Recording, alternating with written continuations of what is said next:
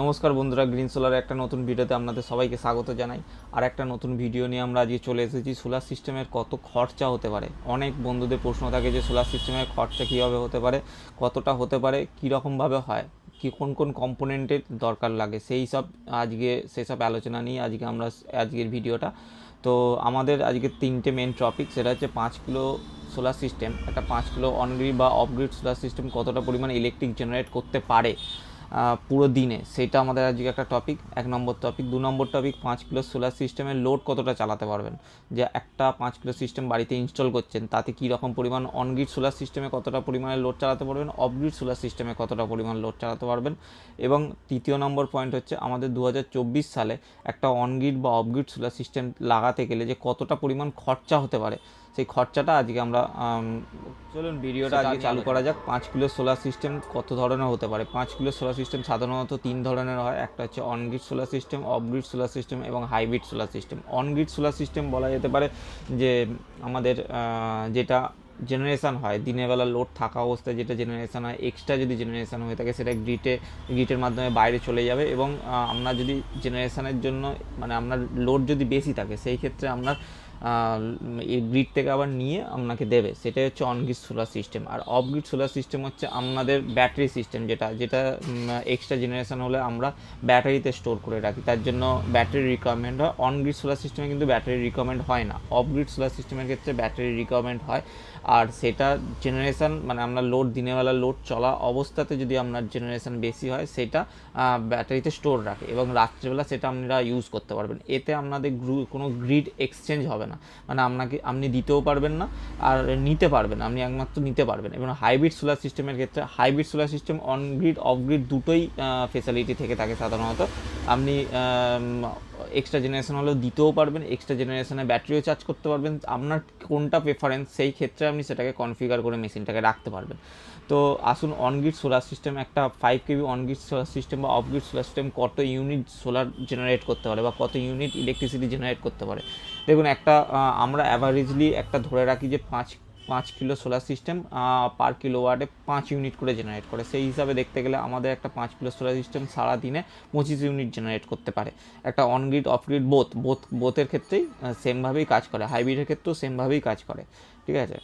এবার 5 কিলো যখন on-grid system generate করছে, আপনার যদি লোড বেশি থেকে থাকে তাহলে আপনার বাড়িতে মনে করুন 8 কিলো ওয়াটের লোড থেকে থাকছে, তাহলে 25 ইউনিট যে আপনার জেনারেশান করছেন তার চেয়ে এক্সট্রা ইউনিটটা কোথা থেকে পাবে, সেটা এক্সট্রা ইউনিটটা গ্রিড থেকে নিয়ে নেবে। আপনার 8 কিলো লোড আছে এবং আপনি 5 কিলো সোলার সিস্টেমে ইনভার্টার বা সিস্টেমটা বসে রেখেছেন, বাকি যে 3 ইউনিট মানে আপনার 3 কিলো ওয়াটটা নেবে সেটা আপনার ইলেকট্রিক থেকে নিয়ে নেবে এবং সেটা কম্বাইন করে আপনার বাড়ির লোডটা চালাবে। এইটা হচ্ছে অনগ্রিড সোলার সিস্টেমের কাজ। আর অফগ্রিড সোলার সিস্টেম কী করবে, অফগ্রিড সোলার সিস্টেমে আপনার যদি 5 কিলো ওয়াটের একটা সোলার ইনভার্টার হয় বা 5 কিলো ওয়াটের সোলার সিস্টেম হয়, তার একটা এফিসিয়েন্সি থাকে 0.8 বা 0.9, যেসব আলাদা আলাদা কোম্পানির আলাদা আলাদা এফিসিয়েন্সি থাকে।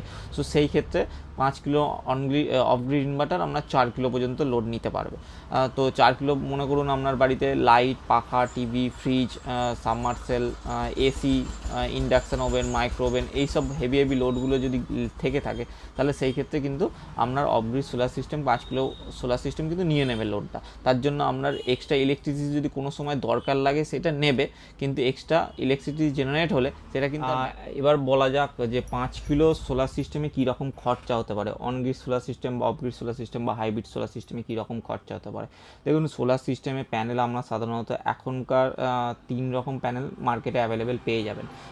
প্রথমত পলি প্যানেল, সেকেন্ড হতো মোনো হাফ কাট প্যানেল, আর থার্ড হচ্ছে আপনার টপকন, যে এখন অ্যাডভান্স প্যানেলগুলো যে টপকন বা বাইফেসিয়াল যে প্যানেলগুলো, সেই ক্ষেত্রে আপনি বাইফেসিয়াল প্যানেলও পেয়ে যাবেন। তো আমরা সাধারণত প্রেফারেন্স বা কোনো কাস্টমারকে প্রেফার করি না যে আপনারা পলি প্যানেল বা পুরনো টেকনোলজির প্যানেল লাগান। আপনি লাগাতে চাইলে বাড়িতে যদি আপনার বাজেট শর্ট থাকতে পারে সেই ক্ষেত্রে আপনি মোনো হাফ কাট প্যানেল লাগাতে পারেন। এবং যদি আপনার টপকন প্যানেল যদি লাগাতে পারেন বা বাইফেসিয়াল প্যানেল লাগাতে পারেন তো খুবই সুবিধে এখানে। তো একটা মোনো হাফ কাট প্যানেলের কিলোওয়াটে মোটামুটি আপনার 21,000 থেকে 22,000 পার কিলোওয়াটের মতন খরচা আসতে পারে। এবং টপকন প্যানেলের ক্ষেত্রে আপনার 1 কিলোওয়াটে মোটামুটি 22 থেকে 24,000 টাকা প্যানেলের কস্টিং আসতে পারে। তো এরপর জিএসটি আপনার পড়বে, যেরকম কোম্পানি আলাদা আলাদা কোম্পানির আলাদা আলাদা রকম দাম হয়ে থাকতে পারে। তো এটা আপনি বাজেট যখন আপনারা প্ল্যান করবেন অ্যাকর্ডিংলি আপনি আলাদা আলাদা জায়গায় জিজ্ঞাসা করে দেখতে পারেন যে আলাদা আলাদা কোম্পানির কীরকম দাম হতে পারে, ঠিক আছে। এবং ইনভার্টারের ক্ষেত্রে যদি বলা যেতে পারে, অনগ্রিড সোলার সিস্টেমের যে ইনভার্টারটা থাকে সেটা মোটামুটি 5 কিলোওয়াটের মোটামুটি একটা 40 থেকে 45,000 টাকা প্লাস জিএসটি হতে পারে। সেটা কোম্পানি যেমন আলাদা আলাদা হয় সেরকম আলাদা আলাদা হতে পারে। অফগ্রিড সোলার সিস্টেমের ক্ষেত্রে আপনার 45 থেকে 50-55,000 টাকা পর্যন্তও যায়। আলাদা আলাদা কোম্পানির আলাদা আলাদা রকম যায়। এবং ব্যাটারির ক্ষেত্রে আপনি বলতে পারেন অনগ্রিড সোলার সিস্টেমে ব্যাটারি যেহেতু লাগে না, সেই ক্ষেত্রে ব্যাটারির কোনো কস্টিং আসবে না। অফগ্রিড সোলার সিস্টেমের ক্ষেত্রে সোলার C10 ব্যাটারি 5 বছর ওয়ারেন্টিওয়ালা ব্যাটারি মোটামুটি 150 অ্যাম্পিয়ার ব্যাটারি আপনার খরচা আসতে পারে 14 থেকে 15,000 টাকা পার পিস। এবার অনগ্রিড সোলার সিস্টেমে 5 কিলোওয়াটের সোলার সিস্টেমের জন্য দুটো সোলার সিস্টেমের সিস্টেম সাধারণত ইউজ হয়, একটা হচ্ছে 48 ভোল্ট, একটা 96 ভোল্ট। 48 ভোল্ট সিস্টেমে আপনার 4টে ব্যাটারি 150 অ্যাম্পিয়ার বা 200 অ্যাম্পিয়ার লাগাতে পারেন। আর 96 ভোল্টের যে সিস্টেমটা হয় তার ক্ষেত্রে আপনি 8টা ব্যাটারি লাগাতে হবে, সেটা 150 লাগাতে পারেন, 200 লাগাতে পারেন, আপনি যেমন যেই রকম রিকোয়ারমেন্ট আছে সেই হিসাব করে লাগাতে পারেন। একটা 150 অ্যাম্পিয়ারের C10 ব্যাটারি মোটামুটি 14 থেকে আপনার 16,000 টাকার ভেতরে হতে পারে। আর একটা C10 200 অ্যাম্পিয়ারের ব্যাটারি হতে পারে আপনার ওই 18 থেকে 20,000 টাকার ভেতরে। তো সেই হিসাবে 4টে যদি 150 অ্যাম্পিয়ার ব্যাটারি ইউজ করেন তাহলে আপনার খরচা আসবে 80,000 টাকা 60,000 টাকার মতো। এবং 8টা যদি 150 অ্যাম্পিয়ার ব্যাটারি ইউজ করেন তাহলে 1,20,000 টাকার মতো, সেই হিসাব করেই অ্যাড হবে। এবং স্ট্রাকচার, হ্যাঁ স্ট্রাকচারটা খুবই ইম্পর্টেন্ট একটা পার্ট সোলার সিস্টেমের ক্ষেত্রে।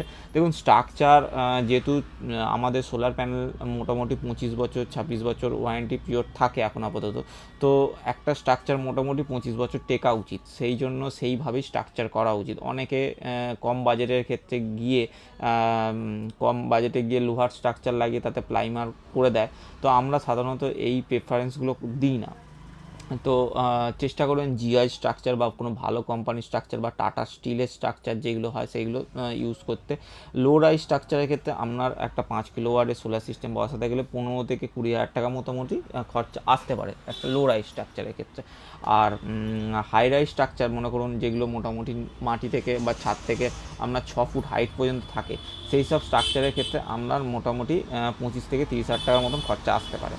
তো আর নেক্সট যে কম্পোনেন্টটা লাগে সেটা হচ্ছে আমাদের ডিসি কেবল। হ্যাঁ অনেক ক্ষেত্রে অনেক কাস্টমারের কাছে আমরা কমপ্লেন পেয়ে থাকি যে সোলার সিস্টেম ঠিকঠাক ইউজ হচ্ছে না বা জেনারেশন করছে না। দেখুন কেবেলটা কিন্তু খুব ইম্পর্টেন্ট জিনিস।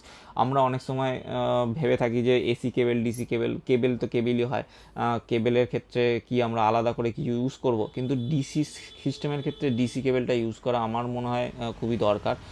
ডিসি কেবল অনগ্রিড সোলার সিস্টেমের ক্ষেত্রে 4 স্কোয়ার mm ডিসি কেবল এনাফ, কিন্তু সেটা আপনি মার্কেটে মোটামুটি 60 টাকা পার স্কোয়ার ফিট হিসাব করে আপনি পেয়ে যাবেন। আর অফ গ্রিড সোলার সিস্টেমের ক্ষেত্রে আপনার 6 থেকে 10 স্কোয়ার mm সোলার সিস্টেমের যে ডিসি কেবল লাগে সেটা কিন্তু লাগে। এবার তারপর যেটা লাগে সেটা হচ্ছে আমাদের এসিডিবি বক্স এবং ডিসিডিবি বক্স। ডিসিডিবি বক্স মানে খুবই ইম্পর্টেন্ট একটা জিনিস। ভালো কোম্পানির এসিডিবি ডিসিডিবি বক্স ইউজ করাটা খুবই ইম্পর্টেন্ট, কারণ আমার নিজের পার্সোনালি এক্সপিরিয়েন্স থেকে দেখেছি যে ACDB box on the spot কিন্তু পুড়ে গেছে, আগুন ধরে গেছে। তো চেষ্টা করবেন একটা ডিসিডিবি বক্স ভালো প্রোটেকশানের সাথে ভালো কোম্পানি থেকে পারচেস করতে। দুটো নিয়ে মোটামুটি আমরা 8 থেকে 10,000 টাকার মতন খরচা আসতে পারে।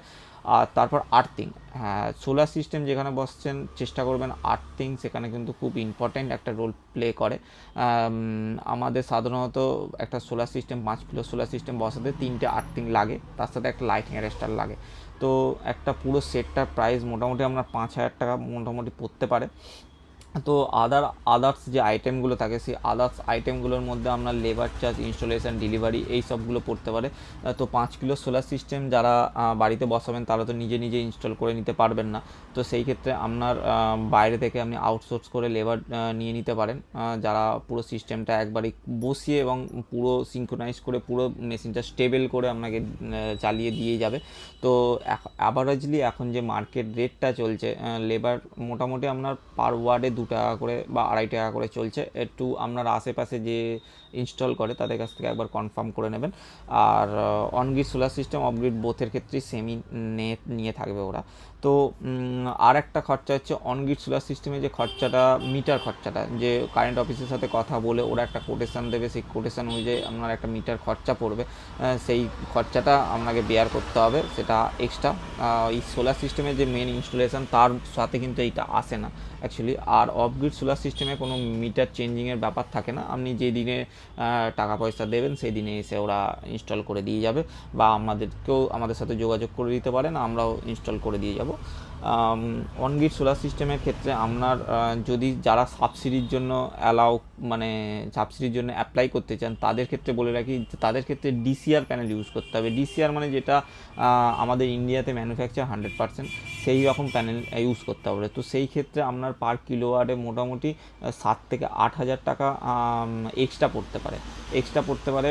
তো সেই হিসাবে আপনি ধরে রাখুন আপনার 5 কিলো সোলার সিস্টেমে 5-7 35,000 টাকা, 35,000 টাকা কি থেকে 40,000 টাকা আপনার এক্সট্রা খরচা পড়বে, তবে আপনি কিন্তু সাবসিডিটা পাবেন।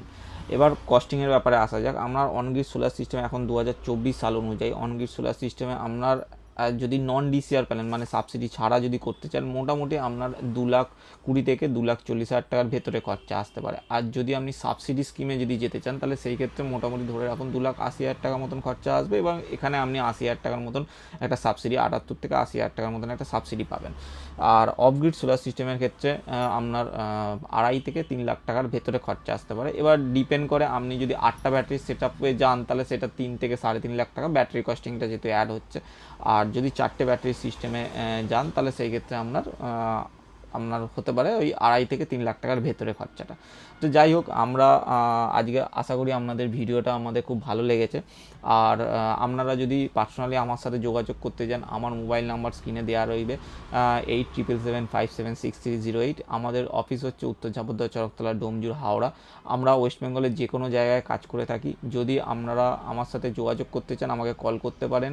আমাদের দিয়ে যদি কাজ করাতে চান তাহলে আমাদের সাথে মিটিংয়ে আসতে পারেন বা আমাদের সাথে জুম কলে আসতে পারেন, এবং সমস্ত কিছু কনফার্ম হয়ে যাওয়ার পর আমরা আপনার লোকেশানে গিয়ে সাইট ভিজিট করে প্রপার প্ল্যানিংয়ের সাথে আমরা সোলার সিস্টেমটা ইনস্টল করব। এবং যদি আমাদের ভিডিও ভালো লেগে থাকে তাহলে আমাদের ইউটিউব চ্যানেলটা সাবস্ক্রাইব করে রাখুন, লাইক করুন, শেয়ার করুন। ধন্যবাদ সবাইকে, ভালো থাকবেন, ভালো রাখবেন।